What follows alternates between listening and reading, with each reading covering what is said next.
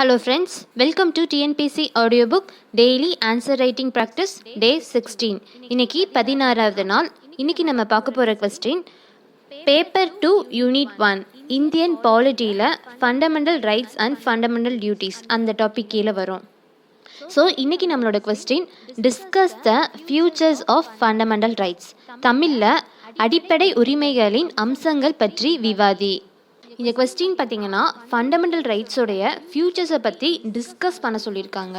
So டிஸ்கஸ்னால் என்ன, நம்ம already keyword வீடியோவில் பார்த்துருந்தோம். இதை மாதிரி கீவேர்ட்ஸ்லாம் என்னென்ன மீனிங் சொல்லிட்டு ஒருவேளை தெரியல அப்படின்னா அந்த வீடியோ பார்த்துக்கோங்க, நான் லிங்க் கொடுத்துருக்கேன். ஸோ டிஸ்கஸ் அப்படின்னா நம்ம ஃபண்டமெண்டல் ரைட்ஸோட ஃபியூச்சர்ஸை both positive as well as negative ரெண்டு சைட்லேயே இருந்து சொல்லணும். ஸோ இன்ட்ரொடக்ஷனில் மொத்தம் 6 ரைட்ஸ் இருந்துச்சு, ஃபண்டமெண்டல் ரைட்ஸ் இருந்துச்சு. இதை பார்ட் 3க்கு கீழே கொண்டு வந்திருந்தோம். இதை நம்ம யூஎஸ்டைய கான்ஸ்டிடியூஷன்லேருந்து பாரோ பண்ண ஃபியூச்சர்ஸ். அதை மாதிரி சிம்பிளாக இன்ட்ரொடக்ஷன் கொடுத்துட்டு அடுத்து ஃபியூச்சர்ஸ் ஆஃப் ஃபண்டமெண்டல் ரைட்ஸ். இதில் ஃபண்டமெண்டல் ரைட்ஸோட ஃபியூச்சர்ஸ் தான் கேட்டிருக்காங்க. பட் நம்ம இருந்தாலும் எந்தெந்த ரைட் எந்தெந்த ஆர்டிக்கல் கீழே அப்படின்னு சொல்லிட்டு ரொம்ப ஷார்ட்டாக எழுதிடணும். அந்த ரைட்ஸை இந்த இடத்துல நம்ம எக்ஸ்பிளைன் பண்ணக்கூடாது. எக்ஸாம்பிளுக்கு ரைட் டு ஈக்குவாலிட்டின்னு இருக்குது ஃப்ரம் ஆர்டிக்கல் 14 to 18. இதை கரெக்டாக ஒரு 6 ஃபண்டமெண்டல் ரைட்டாக ஸோ 6 லைனில் முடிச்சிடணும். அடுத்து அந்த ஃபியூச்சர்ஸ் ஓவன்குள்ளேயே போயிடணும். அதாவது சிட்டிசன் அண்ட் ஃபாரினர்ஸ் ரைட்ஸ்.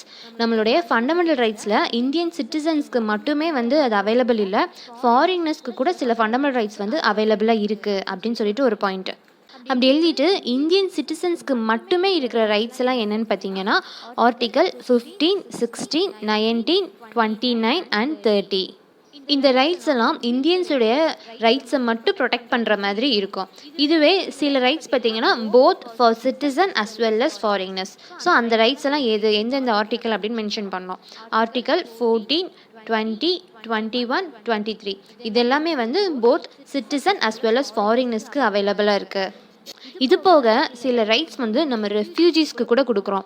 அதெல்லாம் எதுன்னு பார்த்தீங்கன்னா ஆர்டிக்கல் 14 அண்ட் 21. ஸோ இப்படி நம்ம இந்தியன்ஸ்க்கு மட்டும் இல்லாத மற்ற ஃபாரினர்ஸ் அண்ட் ரெஃப்யூஜிஸ்க்கு கொடுக்குற ரைட்ஸ் எல்லாம் நம்மளோட கான்ஸ்டியூஷனில் இருக்கிற இம்பார்ட்டன்ட் ஃபியூச்சர்ஸ்லாம் ரிஃப்ளெக்ட் பண்ணுற மாதிரி இருக்கும். So it's reflects important features of constitution அப்படின்னு சொல்லிட்டு சொல்லலாம். அடுத்த ஹெட்டிங் பார்த்தீங்கன்னா ரீசனபிள் ரெஸ்ட்ரிக்ஷன்ஸ். ஃபண்டமெண்டல் ரைட்ஸ் எல்லாம் நாட் அப்சல்யூட், ஏன்னா அதில் ரீசனபிளாக ரெஸ்ட்ரிக்ஷன்ஸ் கொடுக்குறோம். அது மாதிரி பார்த்திங்கன்னா நிறைய இடத்துல நோ கிளாரிட்டி.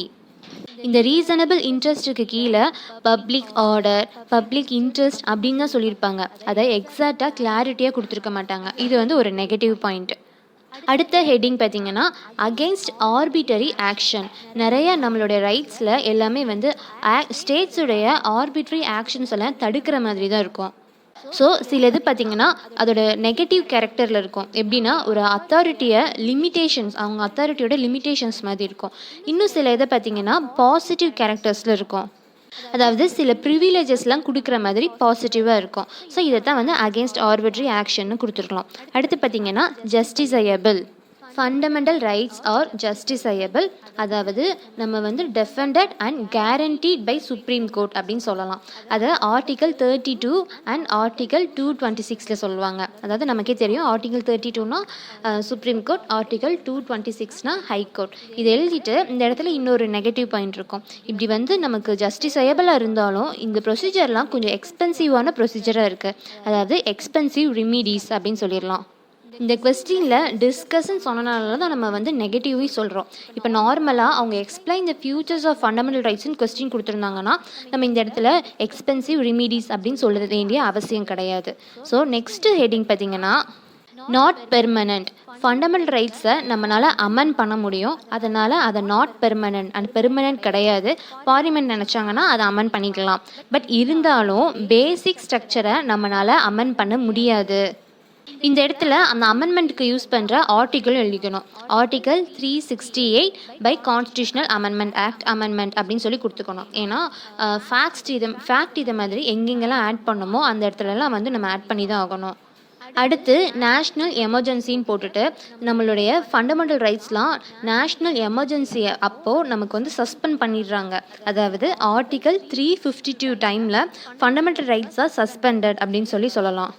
அடுத்த பாயிண்ட்ல அப்படி வந்து சஸ்பெண்ட் பண்ணினாலும் ஆர்டிகல் 20 அண்ட் 21 நம்மளால சஸ்பெண்ட் பண்ணவே முடியாது அப்படின்னு சொல்லலாம்.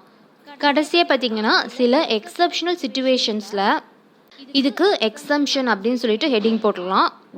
சில எக்ஸப்ஷனல் சுச்சுவேஷனில் டிபிஎஸ்பிக்கு எஃபெக்ட் கொடுக்குற மாதிரி நம்ம வந்து லா மேக் பண்ணலாம். அந்த இடத்துல வந்து ஃபண்டமெண்டல் ரைட்டும் டிபிஎஸ்பியும் கான்ட்ராடிக்ட் ஆகுது அப்படிங்கிற மாதிரி சொல்லலாம். அதே மாதிரி மெம்பர்ஸ் ஆஃப் ஆர்ம்டு ஃபோர்ஸ் அவங்களுக்குலாம் சில ஃபண்டமெண்டல் ரைட்ஸை வந்து ரிஸ்ட்ரிக்ட் பண்ணுறாங்க. இது ஆர்டிகல் 33க்கு கீழே வருது. அதனால தான் வந்து மேலே நம்ம எக்ஸம்ஷன் அப்படின்னு ஹெட்டிங் கொடுத்துருந்தோம். இது மைனாரிட்டியோட இன்ட்ரெஸ்ட்டை ப்ரொடெக்ட் பண்ணுற மாதிரி இருக்கும். ஆல்சோ கவர்மெண்ட்டோடைய ஆக்ட்ஸ் எல்லாம் செக் பண்ணுற மாதிரி இருக்கும் அப்படின்னு சொல்லிட்டு கடைசியில் கன்க்ளூஷனில் ஃபண்டமெண்டல் ரைட்ஸ் தான் நம்மளோட டெமோக்ரஸிக்கு ஒரு பெட்ராக் மாதிரி. ஆல்சோ இந்த ஃபண்டமெண்டல் ரைட்ஸ் தான் வந்து பொலிட்டிக்கல் டெமோக்ரஸியோட ஐடியா கொடுக்குது. அண்ட் ஆல்சோ நம்ம இந்தியாவுடைய ஒரு மேக்னா கார்ட்டாவாக திகழ்கிறது வந்து ஃபண்டமெண்டல் ரைட்ஸ் தான் அப்படின்னு சொல்லிட்டு கன்க்ளூஷன் எழுதிடலாம். இந்த கொஸ்டினில் உங்களுக்கு ஏதாவது பாயிண்ட்ஸ் இருந்தாலும் கமெண்ட் பாக்ஸில் சொல்லுங்கள். ஏதாவது டவுட் இருந்தாலும் கமெண்ட் பாக்ஸில் கேளுங்க. Thank you friends for listening to TNPSC audio book. உங்களுக்கு இந்த வீடியோ பிடிச்சிருந்துச்சுன்னா லைக் பண்ணுங்கள், சப்ஸ்கிரைப் பண்ணுங்கள் and also bell button press பண்ண மறந்துடாதீங்க.